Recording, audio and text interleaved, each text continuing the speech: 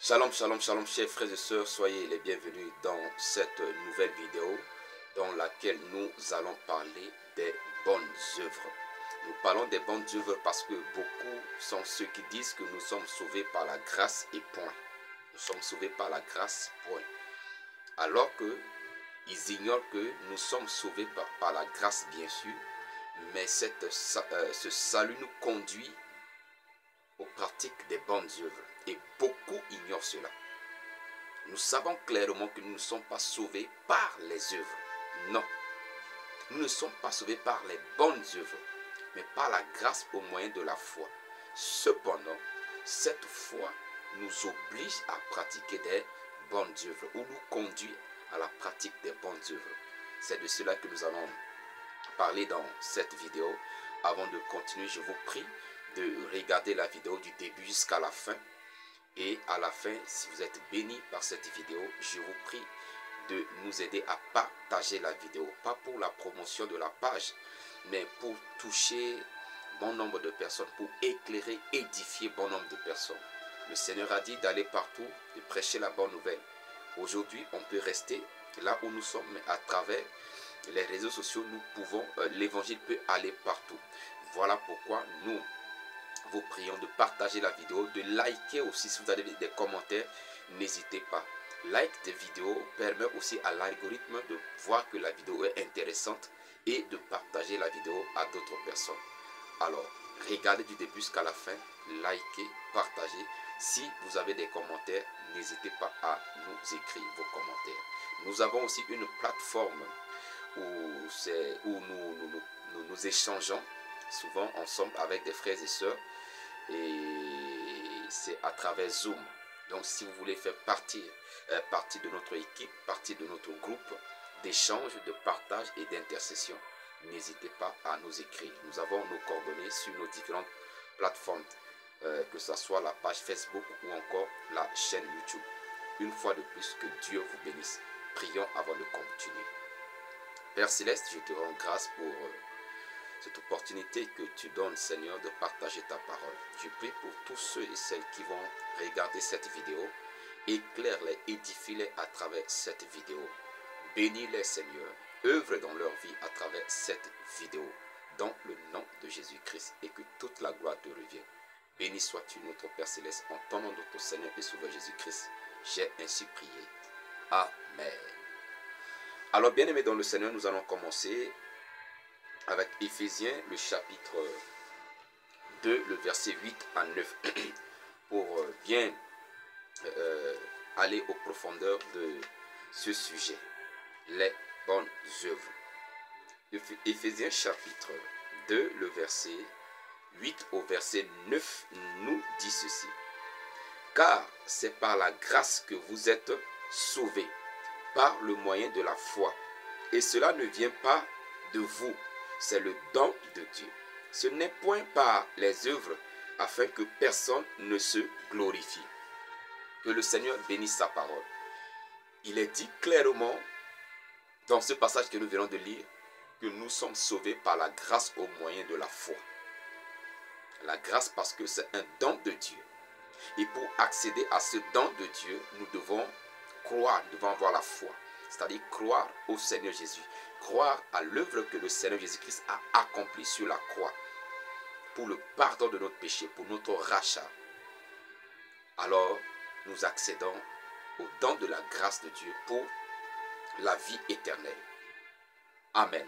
Cependant, nous devons savoir que la foi a des exigences. Ça ne se limite pas seulement là. Cette foi en Jésus nous conduit à la pratique des bonnes œuvres. Parce que beaucoup sont ceux qui pensent que comme nous sommes sauvés par la foi, on n'a pas besoin de pratiquer des bonnes œuvres. Nous avons l'obligation de pratiquer des bonnes œuvres. Dans d'autres religions, on nous fait croire que pour avoir la vie éternelle, il faut pratiquer assez de bonnes œuvres. Il faut que les bonnes œuvres dépassent les mauvaises choses que nous pratiquons. Alors que c'est totalement faux. La parole de Dieu nous révèle clairement que nous ne sommes pas sauvés par des bonnes œuvres. Nous sommes sauvés par la foi. Mais cette foi, comme je l'ai déjà dit, nous conduit à la pratique des bonnes œuvres. Voyons ce que La Bible nous dit encore dans Jacques, le chapitre 2, le verset 26. Jacques chapitre 2, le verset 26, il est écrit: comme le corps sans âme est mort, de même la foi sans les œuvres, elle est morte. Alléluia. La foi sans les œuvres, elle est morte. Si nous croyons en Jésus-Christ, nous devons pratiquer des choses dignes de cette croyance en Jésus-Christ. Et cette croyance en Jésus-Christ nous conduit à des bonnes œuvres. Nous allons voir ça tout à l'heure. Alléluia. Donc, Jacques nous dit clairement, si nous prétendons avoir la foi, cette foi doit être accompagnée des œuvres. S'il n'y a pas des œuvres qui accompagnent cette foi, c'est que cette foi, elle est morte. Ce qu'il faut préciser est que en Jésus-Christ, il ne s'agit pas de n'importe quelles œuvres, mais il s'agit des bonnes œuvres. Parce que la foi, sans les œuvres, elle est morte. Quand on parle des œuvres ici, ça ne veut pas dire que nous devons commettre de n'importe quoi. Non. Ici, on parle des pratiques des bonnes œuvres. Et nous devons pratiquer ces bonnes œuvres. Ce sont les exigences de la foi. Cette foi nous exige cela. Et nous ne pouvons pas le faire de par notre propre force, bien sûr, mais à travers le Saint-Esprit. Parce que si nous sommes charnels, nous allons pratiquer des mauvaises choses. Nous allons suivre les principes de ce monde. Mais si nous sommes spirituels, le Saint-Esprit nous conduit à pratiquer des bonnes œuvres. Alléluia. Continuons, allons en profondeur. Voyons ce que Éphésiens. Retournons dans le livre d'Éphésiens. Le même Éphésiens chapitre 2 que nous avons lu tout à l'heure. Éphésiens chapitre 2, cette fois-ci le verset 10.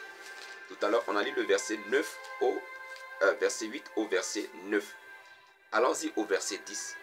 Éphésiens chapitre 2, le verset 10 dit ceci: car nous sommes son ouvrage de Dieu bien sûr, ayant été créés en Jésus-Christ pour de bonnes œuvres que Dieu a préparées d'avance avant que nous les pratiquions. Alléluia. Excusez-moi, je n'ai pas bien fait la lecture. Je vais reprendre. Éphésiens chapitre 2, le verset 10 dit ceci: car nous sommes son ouvrage, ayant été créés en Jésus-Christ pour de bonnes œuvres que Dieu a préparées d'avance afin que nous les pratiquions. Afin que nous les pratiquions. Alléluia. Vous voyez, la parole de Dieu est claire ici. Que nous avons été créés en Jésus-Christ pour des bonnes œuvres. Et Dieu avait déjà préparé ces choses. Préparé ces bonnes œuvres.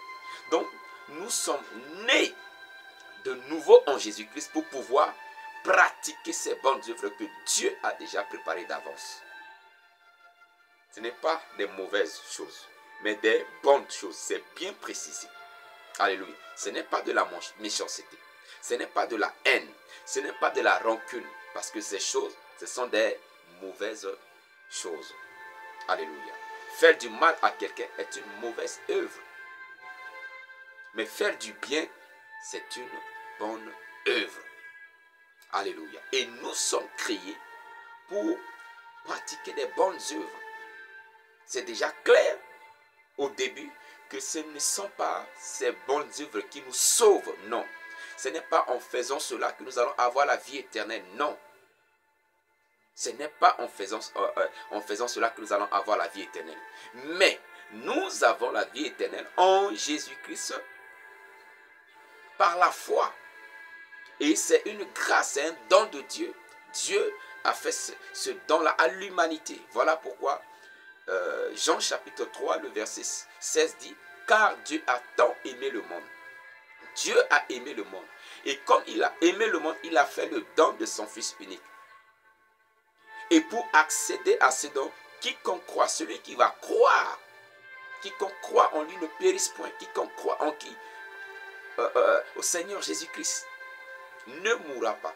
Alléluia. Et quand je parle de la mort, je ne parle pas de la mort physique, mais je parle de la mort spirituelle. Quiconque croit en Jésus-Christ a la vie éternelle. Vous voyez, donc ce ne sont pas des bonnes œuvres. On n'a pas dit quiconque pratiquait des bonnes œuvres aura la vie éternelle, ou quiconque fait beaucoup plus du bien et peu de mal aura la vie éternelle. Non, ce n'est pas une question de balance sur laquelle on va déposer nos bonnes actions et nos mauvaises actions. Si les bonnes actions triomphent, on ira au paradis. Mais si ce sont les mauvaises actions qui triomphent, on va aller en enfer. Ce n'est pas ça, bien-aimé dans le Seigneur. Ce qui va conduire des personnes en enfer, c'est le fait de ne pas croire au Seigneur Jésus-Christ. Alléluia. Et une fois que nous croyons au Seigneur Jésus-Christ, le Saint-Esprit nous conduit à pratiquer des bonnes œuvres. Celui qui ne suit pas les pratiques des bonnes œuvres, c'est un incrédule. Et les incrédules sont considérés comme des païens, comme ceux qui n'ont pas cru au Seigneur Jésus-Christ. Parce que si nous croyons au Seigneur Jésus-Christ, nous recevons le Saint-Esprit. Nous sommes remplis du Saint-Esprit. Et le Saint-Esprit est là pour nous conduire dans les pratiques de ces bonnes œuvres. Alléluia. Si nous sommes nés de nouveau, bien-aimés dans le Seigneur, nous allons pratiquer des bonnes œuvres. Et cela par l'aide du Saint-Esprit. Donc nous devons déjà comprendre cela. Si vous voyez que vous ne pratiquez pas des bonnes œuvres, c'est que vous vivez selon la chair. C'est que votre chair vous domine. Là, je parle de ceux qui ont cru, qui ont déjà cru au Seigneur Jésus-Christ. Et vous devez prier pour que le Saint-Esprit vous aide à pratiquer des bonnes œuvres. Parce que les bonnes œuvres, c'est la volonté de Dieu.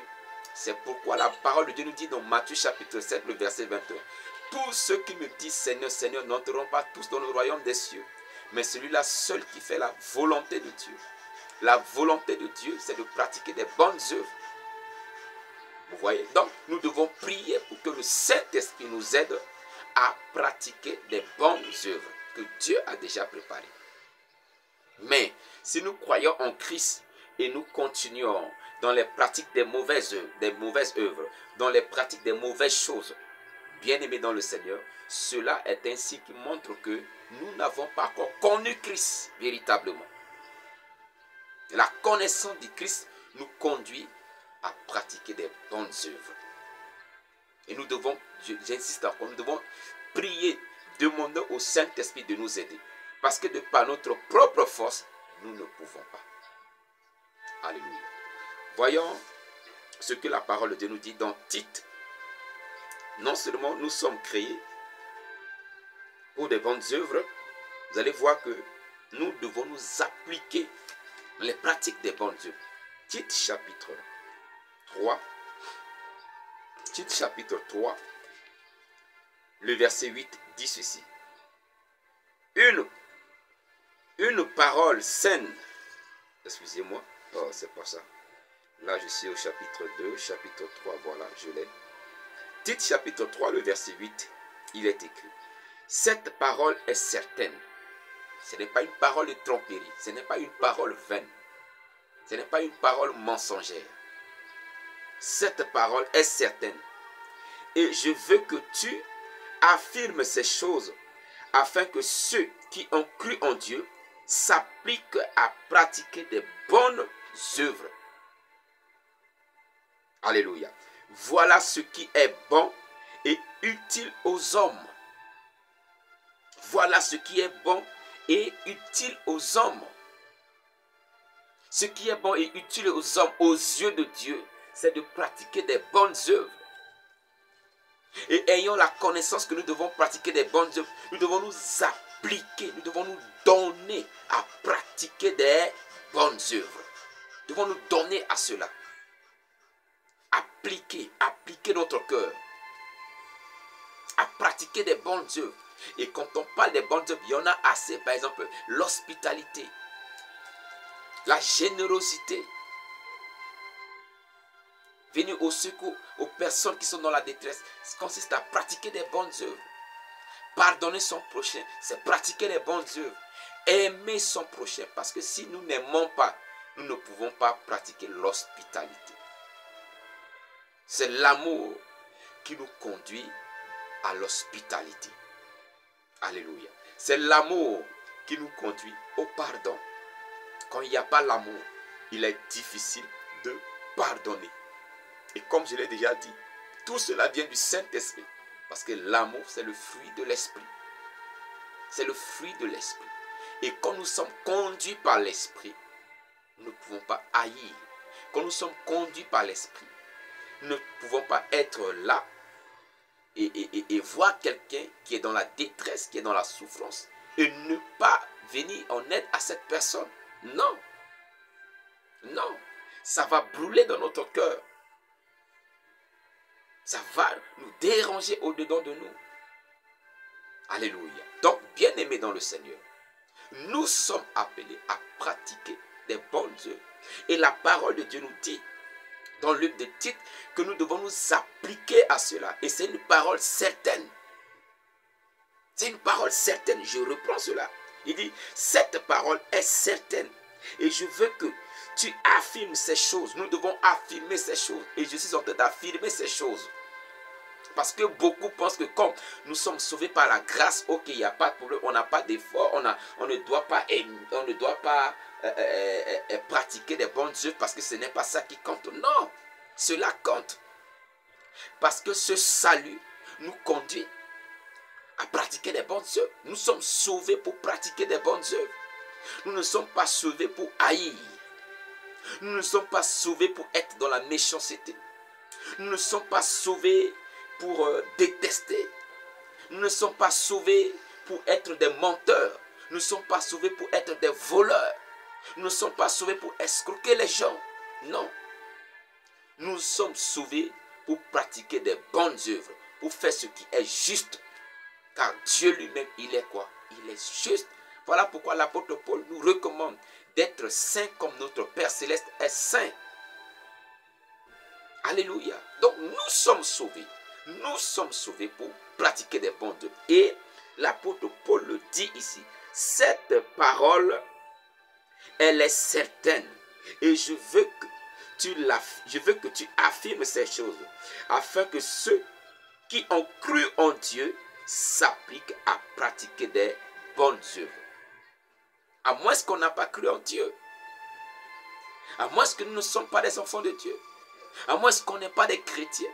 Mais si nous sommes des chrétiens, si nous sommes des enfants de Dieu, la parole de Dieu nous recommande à nous appliquer à pratiquer des bonnes œuvres. Nous devons nous appliquer. Nous devons prier pour que le Saint-Esprit nous donne du zèle. Nous devons avoir du zèle à faire du bien et non du mal. Nous ne devons pas briser les cœurs des gens. Nous ne devons pas créer des scandales. Voilà pourquoi Jésus a dit, c'est difficile qu'il n'y ait pas de scandale. Non, c'est impossible. Il y aura certainement des scandales. Mais malheur à celui par qui le scandale va venir. Parce que nous ne sommes pas sauvés pour créer des scandales. Nous sommes sauvés pour faire quoi? Pour éclairer. Nous sommes la lumière du monde. Et le monde attend avec ardent désir la révélation, la manifestation des enfants de Dieu. Une manifestation qui consiste à pratiquer des bonnes œuvres, à faire du bien autour de nous. Alléluia. Alors, frères et sœurs, détrompez-vous. Ne continuez pas à suivre ceux qui disent que non, nous sommes sauvés par la grâce. Alors, comme nous sommes sauvés par la grâce, on peut continuer à vivre dans l'adultère. On peut continuer à vivre dans l'idolâtrie. On peut continuer à vivre dans l'impudicité.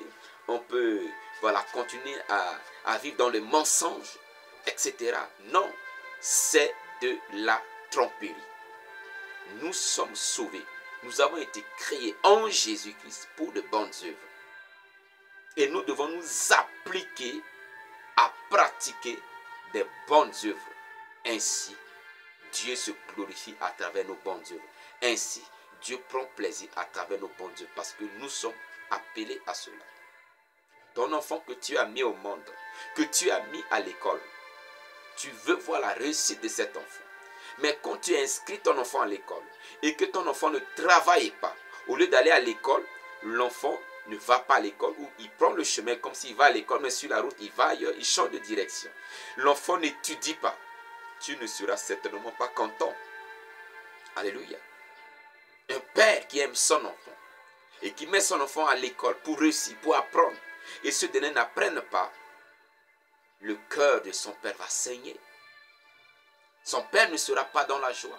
Son père ne sera pas content de lui. C'est ainsi que Dieu nous a sauvés.